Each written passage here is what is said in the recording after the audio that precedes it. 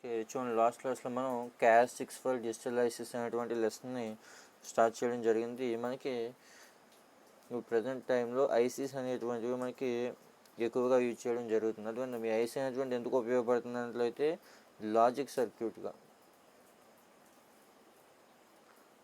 అదే లాజిక్ సర్క్యూట్స్లో ఈ ఐసీస్ని ఎక్కువగా యూజ్ చేస్తారు. అదే ఇక్కడ అలాగే ఐసీస్ని మళ్ళీ రెండు రకాలుగా విడగొట్టామని చెప్పాం. ఏంటి, బైపోలార్ అలాగే యూనిపోలార్. మళ్ళీ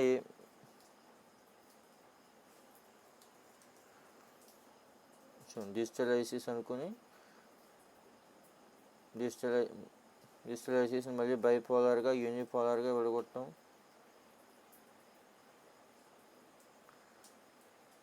మళ్ళీ ఈ బైపోలార్లో మళ్ళీ సాచురేటెడ్ అన్సాచురేటెడ్గా విడగొట్టడం జరిగింది.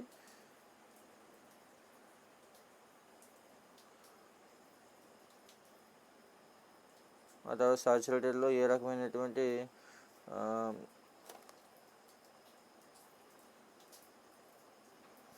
వస్తున్నాయి అంటే ఆర్టీఎల్, టీటీఎల్ ఇలా రావడం జరుగుతుంది. వీటిని కొన్ని ఎగ్జాంపుల్స్గా చెప్పొచ్చు. అలాగే అన్సాచురేటెడ్లోకి వచ్చినట్లయితే కనుక ఈసీఎల్ అంటే ఎమిటర్ కపుల్డ్ లాజిక్ అనమాట. అలాగే టీటీఎల్ షార్ట్ కీ.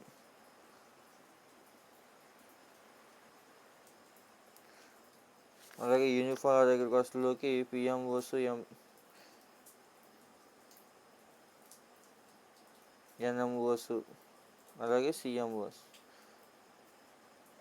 పిఎంఓస్ అంటే ఏంటి, పి ఛానల్ మాస్ఫెట్. ఎన్ఎంఓస్ అంటే ఏంటి, ఎన్ ఛానల్ మాస్ఫెట్. సిఎంఓస్ అన్నట్లయితే కాంప్లిమెంటరీ మాస్ఫెట్ అనమాట. ఇలా డిజిటల్ ఐసీస్ని మనం క్లాసిఫై చేయడం జరిగింది. ఆ తర్వాత వచ్చి క్యారెక్టరిస్టిక్స్ ఫర్ లాజిక్ ఫ్యామిలీస్. ఇవన్నీ కూడా మనం లాస్ట్ క్లాస్లో డిస్కస్ చేస్తాం. జస్ట్ ఒకసారి మీకు ఒక ఐడియా కోసం మళ్ళీ ఒకసారి చెప్తున్నాను. తర్వాత వచ్చి characteristics for logic families.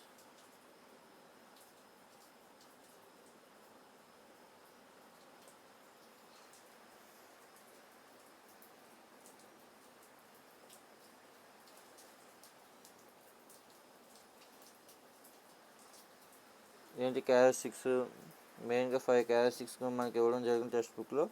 Propagation time delay,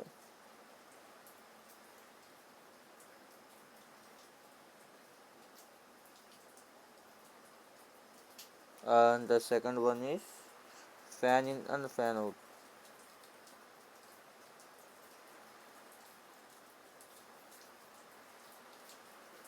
So the third one is noise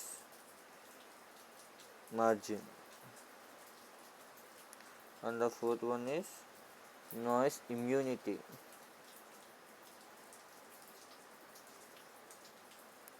and the fifth one is power dissipation.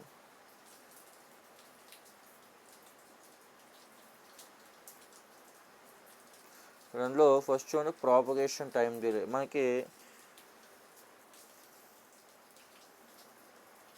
ఏదైనా ఒక సర్క్యూట్ తీసుకున్నప్పుడు, ఫర్ ఎగ్జాంపుల్కి ఒక లాజిక్ గేట్ తీసుకుందో, అండ్ గేట్ తీసుకుందో, ఇప్పుడు దీనికి ఇన్పుట్ ఇచ్చాం, అవుట్పుట్ తీసుకుందాం. ఇప్పుడు ఇన్పుట్కి అవుట్పుట్కి మధ్య కొంత టైం డిలే అనేటువంటిది ఉండడం జరుగుతుంది. అది విందాము, కొంత టైం తీసుకుంటుంది కదా ఇన్పుట్ అనేది అవుట్పుట్గా చేంజ్ అవ్వ రావడానికి. దాన్నే మనం ప్రాపగేషన్ టైం డిలేగా మనం చెప్పడం జరుగుతుంది. అది విందాము, ఒక సిగ్నల్ ఇన్పుట్ టు అవుట్పుట్ని ట్రాన్స్మిట్ అవ్వడానికి కొంత టైం తీసుకుంటూ ఉంటుంది. దాన్ని మనం ప్రాపగేషన్ టైం డిలేగా చెప్పడం జరుగుతుంది. ప్రాపగేషన్ టైం డిలే ఎంత తక్కువగా ఉంటే ఆ సిస్టమ్ యొక్క స్పీడ్ అంత ఎక్కువగా ఉంటుంది. అది విందామంటే ప్రాపగేషన్ టైం డిలే అటువంటిది అది ఎంత ఫాస్ట్గా సిస్టమ్ వర్క్ చేస్తున్నటువంటి చెప్పడానికి ఇది ఉపయోగపడుతుంది. తర్వాత fan in and fan output.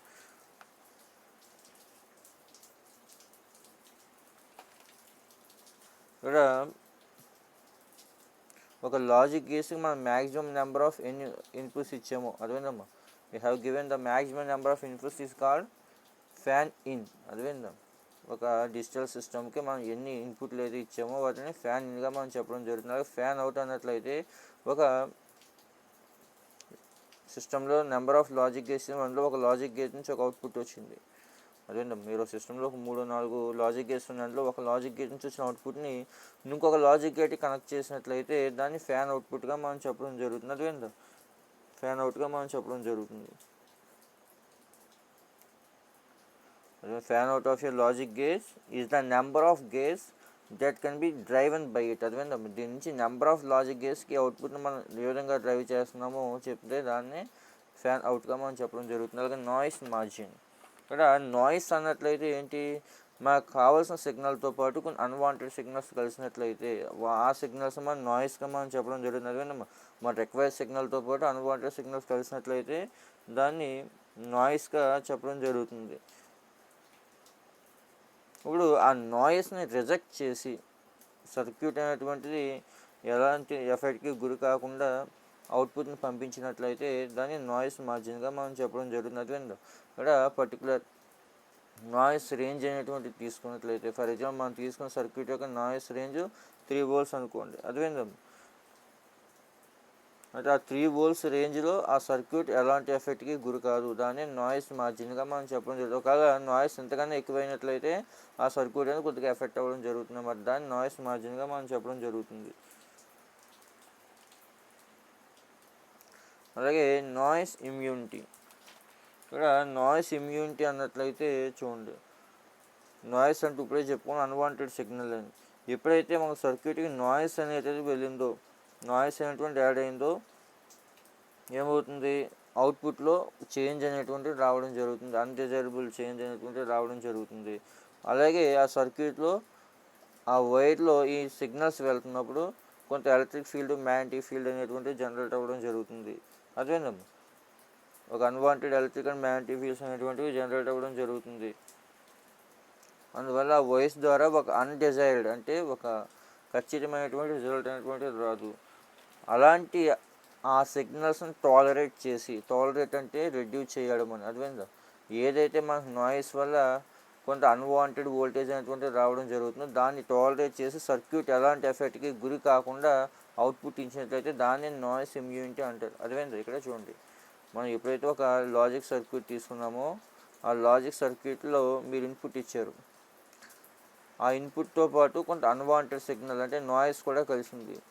ఎప్పుడైతే ఈ నాయిస్ కలిసిందో ఆ నాయిస్ వల్ల ఆ సర్క్యూట్లో ఎలక్ట్రిక్ మ్యాగ్నెటిక్ ఫీల్డ్స్ జనరేట్ అవ్వడం, కొంత అవుట్పుట్ అనేటువంటి ఎఫెక్ట్ అవ్వడం జరుగుతుంది. ఇప్పుడు ఆ అవుట్పుట్ని ఎఫెక్ట్ అవ్వకుండా ఈ నాయిస్ని టాలరేట్ చేసి అంటే ఎలిమినేట్ చేసి పంపించేదాన్ని నాయిస్ ఇమ్యూనిటీగా మనం చెప్పడం జరుగుతుంది. తర్వాత వచ్చి పవర్ డిస్పేషన్ అన్నట్లయితే చూడండి,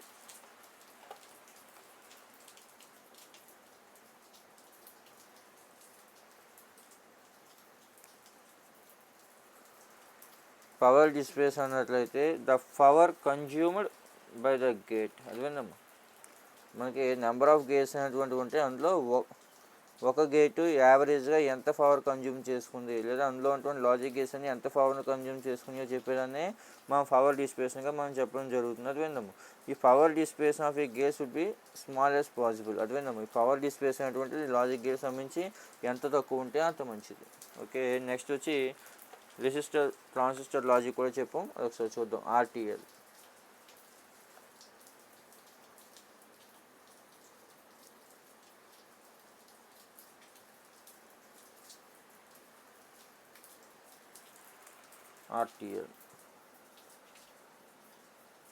ఆర్టీఎల్ అంటే ఏంటి? రెసిస్టర్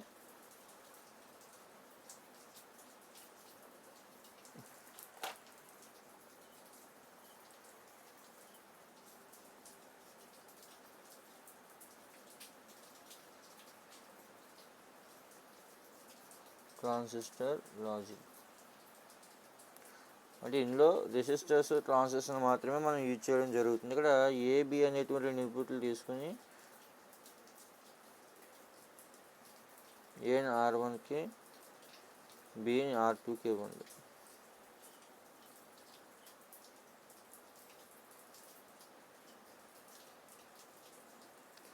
ఇప్పుడు ఈ రెసిస్టర్ని తీసుకొచ్చి T1 అనేటువంటి ఒక ట్రాన్సిస్టర్ కనెక్ట్ చేయండి.